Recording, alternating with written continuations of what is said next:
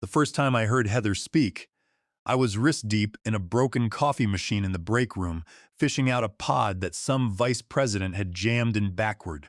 She walked onto the sales floor with a high-pitched greeting that made three senior account executives physically wince in their chairs. I did not look up from my task. I did not need to look up. I already knew she was the new blood mentioned in the recent corporate rumors. I was still drying my hands on a paper towel when she called her very first team meeting in the glass conference room. I had barely enough time to log off my workstation and walk over. She walked to the front of the room, picked up a bright purple marker, and wrote the words Day One Energy on the glass, drawing a little heart over the exclamation point. I wish I were joking. For 8 years, I had been the quiet force behind our company's cornerstone account, Pierce Holdings. It was a contract so old it was originally signed on paper and filed in a metal cabinet. Pierce Holdings brought in enough recurring revenue to pay half of our entire payroll at Apex Solutions. Yet, if you listened to our executive team, you would think the chief executive officer himself, Richard, secured and maintained that relationship. The truth was that I was the invisible scaffolding keeping it all standing. I handled every single renewal, every late-night escalation, every procurement dispute, 2 massive corporate mergers, and 1 critical data breach that would have destroyed us if I had not caught a malformed token embedded in a third-party audit file. But I did not wave flags. I did not play office politics or post updates on social media. I just made the system work. Every time Richard mentioned his close relationship with the founder, Mr. Pierce, I would simply smile, nod my head, and keep my mouth shut. Mr. Pierce did not like middlemen, and he barely tolerated our legal department. What he did like was flawless execution, and I gave him that quietly, cleanly, and always ahead of schedule. The first time I heard from Mr. Pierce directly was on a gray Wednesday afternoon 3 years ago. I had fixed a logistics software disaster that threatened to delay their national shipping operations. No one else in our company even knew the crisis was happening. An hour after I resolved it, a courier delivered a handwritten note to my desk. It was written on heavy, cream-colored stationery. It contained just one simple sentence. If they ever get cute with this account, call me directly. It was signed with a single letter P. I tucked it into a folder in my desk drawer and labeled it with a secret name. I never thought I would actually need to use it. I figured people like me did not get moments of dramatic intervention. We just hold things up. We do not blow things up. By my 8th year, I started feeling the heavy weight of burnout. It was the kind of exhaust that makes your morning coffee taste like chalk, and your weekends feel like a brief pause in a long sentence of chore list. I was not even sure what I was holding out for anymore. Promotions had passed me by like delivery trucks in the night. Recognition was a joke. Once, after I saved the company over $100,000 on a renegotiated procurement clause, I was rewarded with a $25 gift card that had already been scratched. They did not even bother to write my name on the envelope. But I stayed because Pierce Holdings mattered to me, and because deep down I still believed in doing a job well, even if no one clapped. All of that changed the day Heather walked in. I should have seen the writing on the wall. The new furniture being moved into the corner office, the sudden corporate policy updates, and the fact that Richard was suddenly wearing expensive cologne on Tuesdays. It all pointed to a shift, but I was too tired to decode it. When Heather finally stood up in the meeting and introduced herself as the new Director of Strategic Growth, I felt the ground slide under my feet. My name was not mentioned once. There was no thank you to Gerald for managing the Pierce relationship for nearly a decade. It was all corporate jargon and empty promises.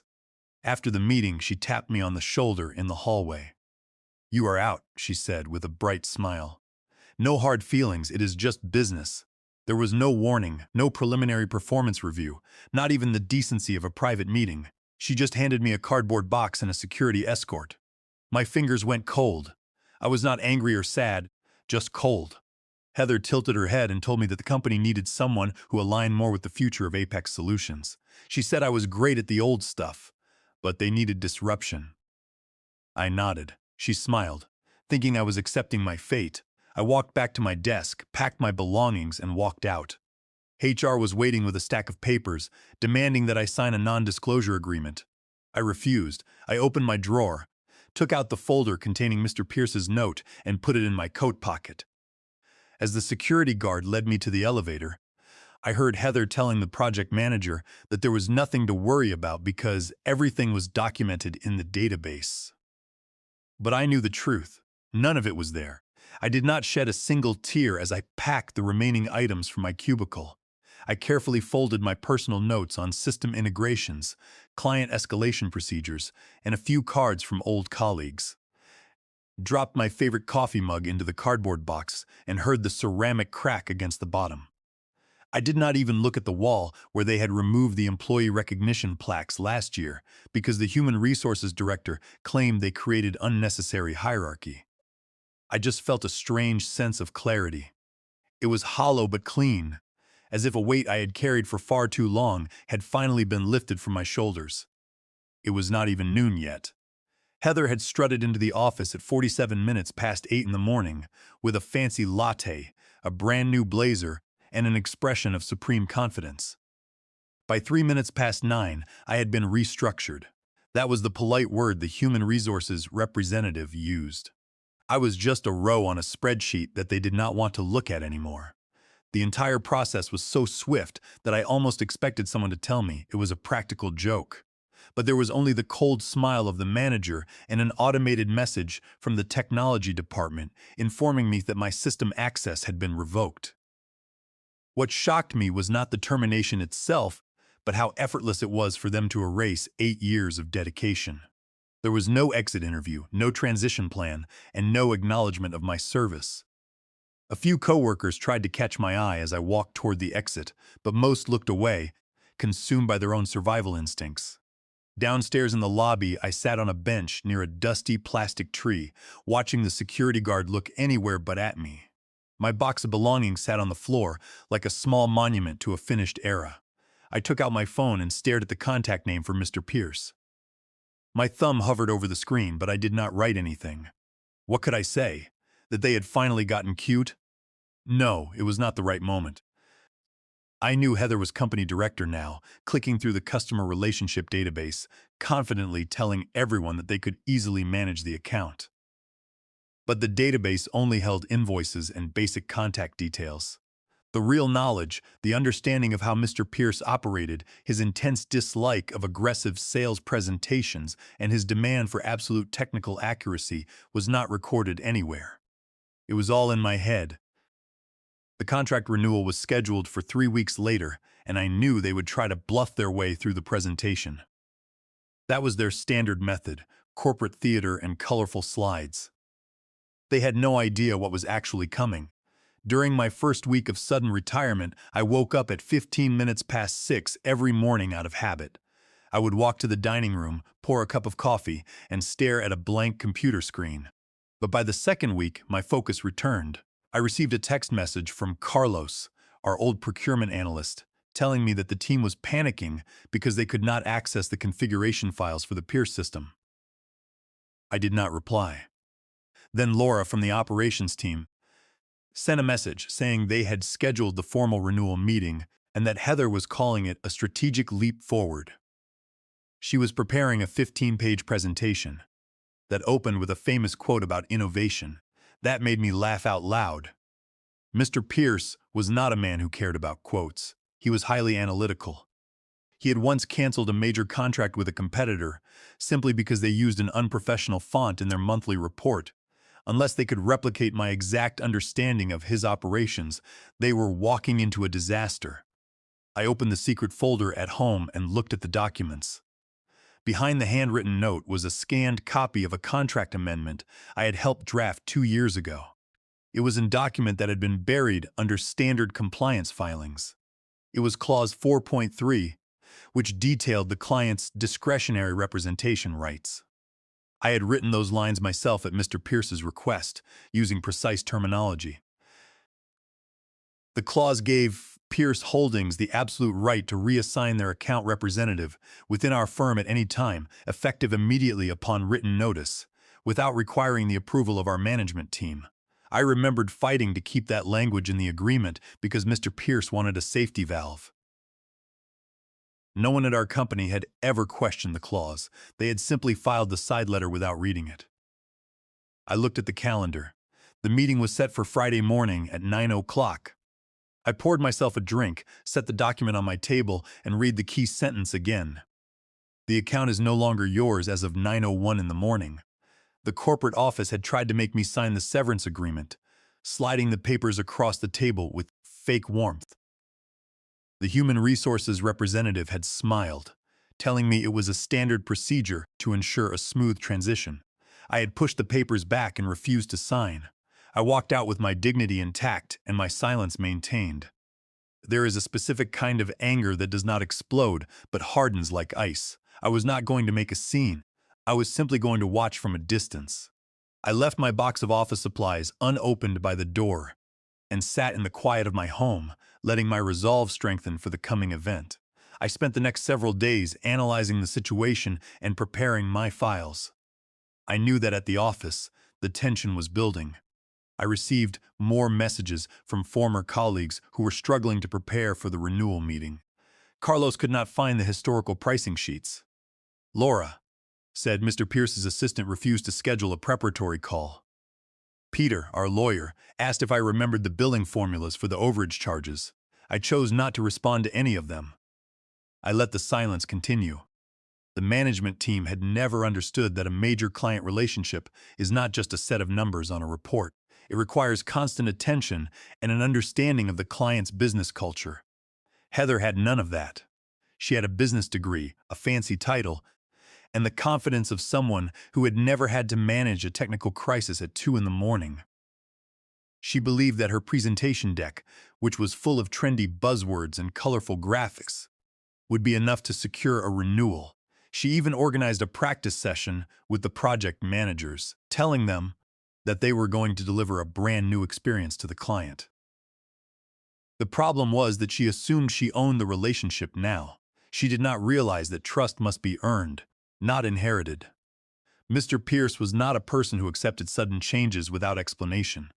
He was waiting and watching, allowing them to make their move before he revealed his own plan. I reviewed the contract documents again, confirming that the legal language of Clause 4.3 was completely binding. The clause stated that Pierce Holdings retained the irrevocable right to designate their preferred representative at will, and that any written notice of such change would take effect immediately. It was a powerful tool that we had created, and it was about to be used. Still, I received no direct message from Mr. Pierce. I remained patient, knowing he was a deliberate man. Finally, on Thursday evening, my phone buzzed with a message from an unrecognized number. The message was brief. Do not reply. Just be ready at 9:01. I printed the message and placed it on my desk. I knew exactly what it meant. He wanted the company to walk into the renewal meeting completely unprepared, and he wanted me ready to step in the moment he took action.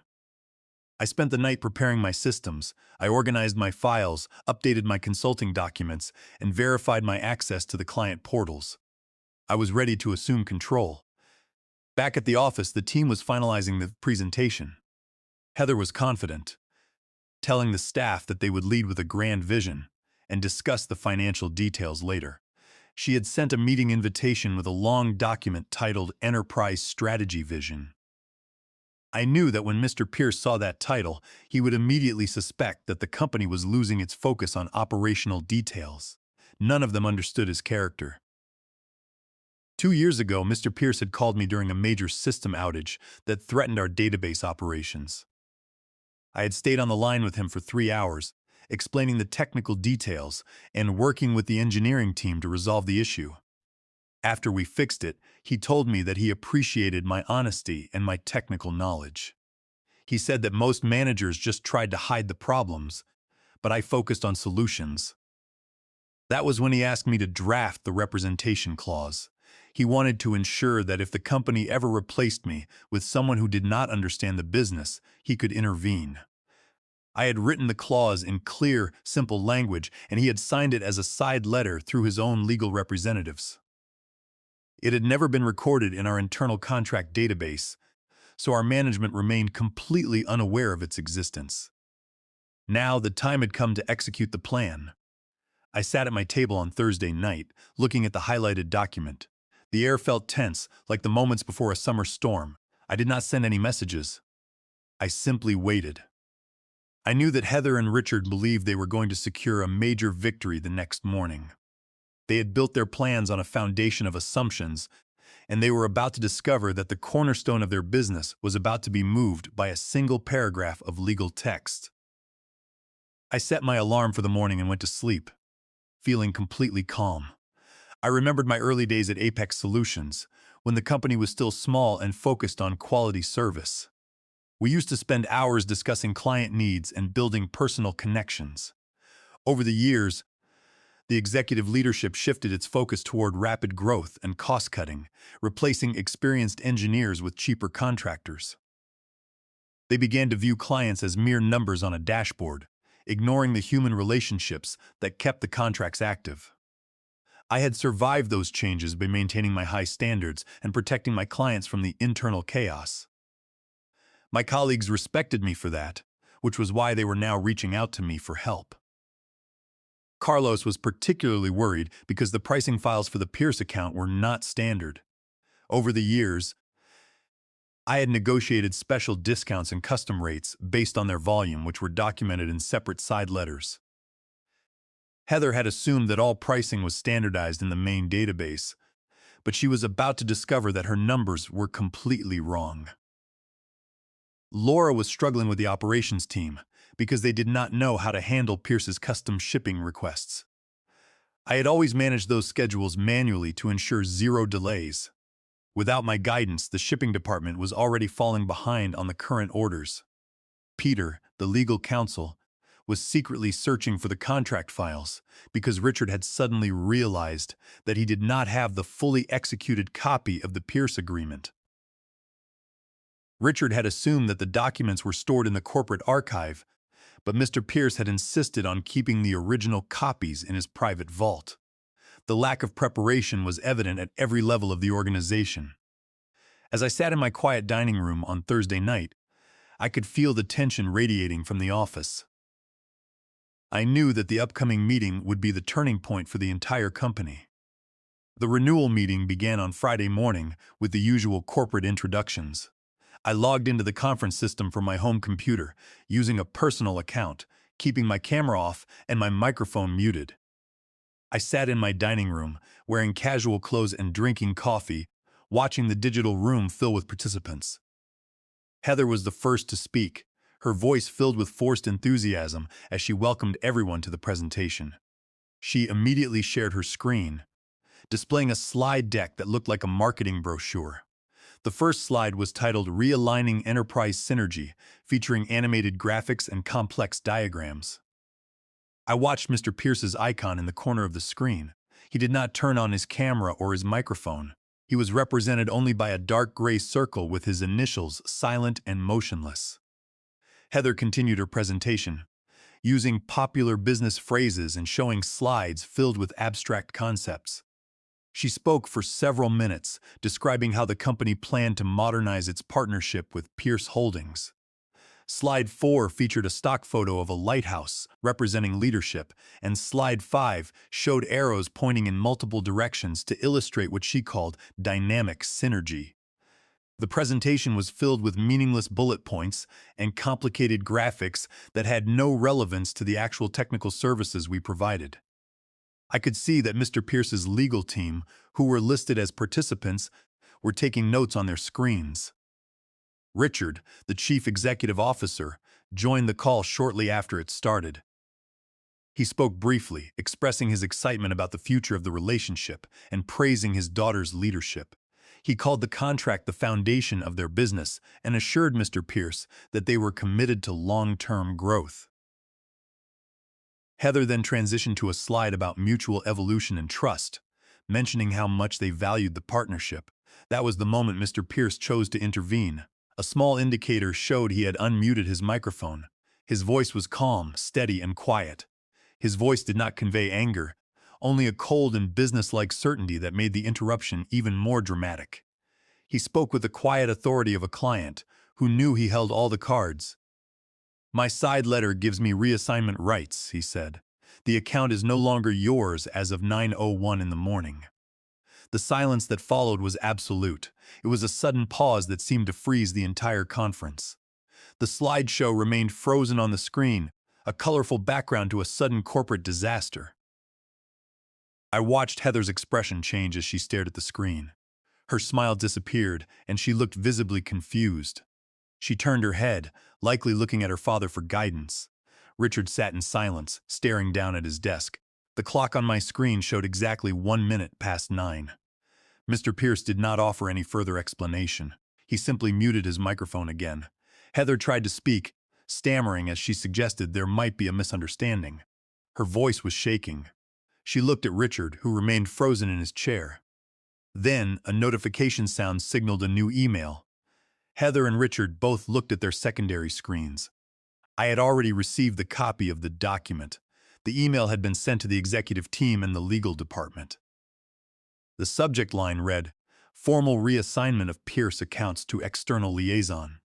Attached was a document signed by Mr. Pierce's legal representatives.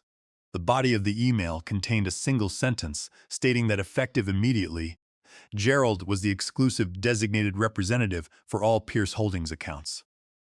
The document was a formal notice invoking Clause 4.3 of the contract. Heather's face turned pale.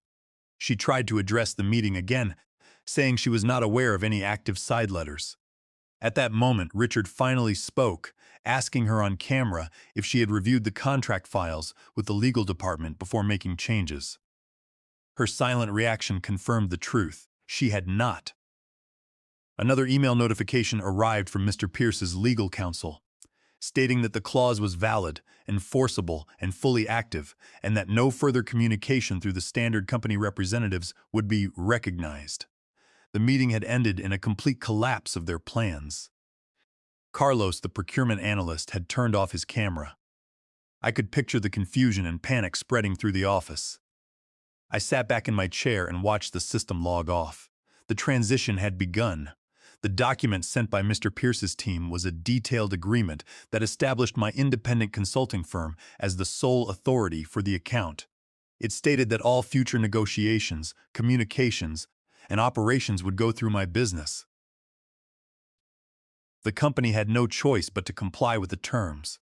They had spent weeks preparing their presentation, believing they could manage the relationship with slides and slogans, only to find that the entire agreement had been redirected in a single minute. I checked my personal email and found the contract from Mr. Pierce's executive assistant. It was a formal consulting agreement with a monthly payment that was 3 times my previous salary, complete with a 6-month guarantee and full operational authority. I signed the document digitally and sent it back. I stood up from my desk, walked to the window, and looked out at the quiet street. The tension of the past 3 weeks had vanished, replaced by a quiet satisfaction. I knew that the executive team was currently meeting in a panic, trying to understand how they had lost control of their most important account. They had assumed that my silence was a sign of weakness, but it was simply the preparation for a legal checkmate. The reaction inside the office was immediate and chaotic.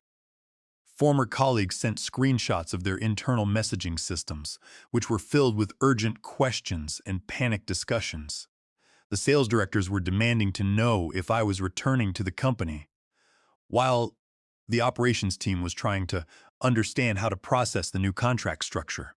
The sales channel was flooded with messages from directors trying to figure out if their commissions were safe, while the technical team was openly joking about how the company's new strategy had collapsed in less than a minute.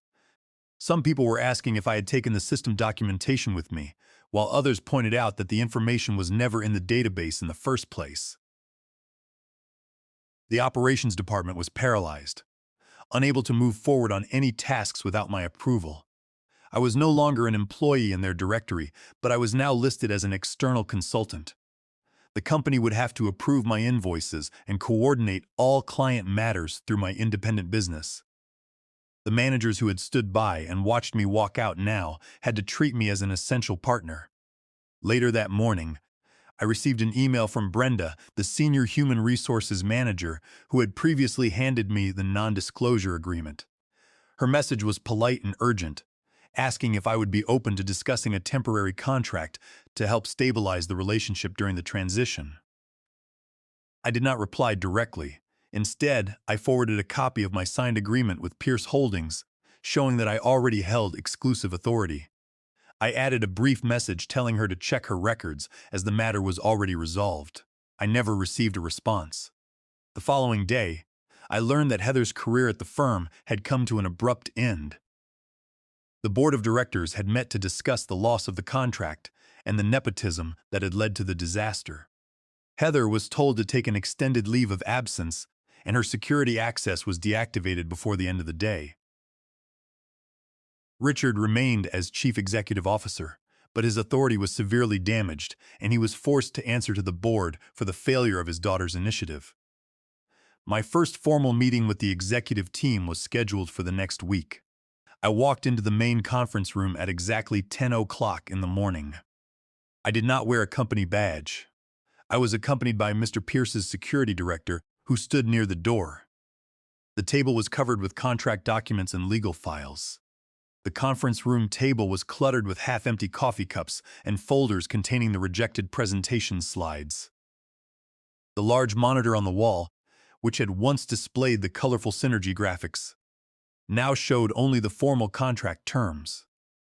Richard was sitting with his head in his hands, while Heather stared out the window, her hands clenched in her lap. The atmosphere was a complete contrast to the confident energy they had displayed 3 weeks ago. Richard sat at the end of the table, looking tired and defeated. Heather sat next to him, her arms crossed, refusing to look at me. I took my seat and laid my folder on the table. Richard began by thanking me for my time and suggesting that we work together to ensure a smooth transition. I looked at him and said that I was not there to negotiate, but to outline the new operational requirements.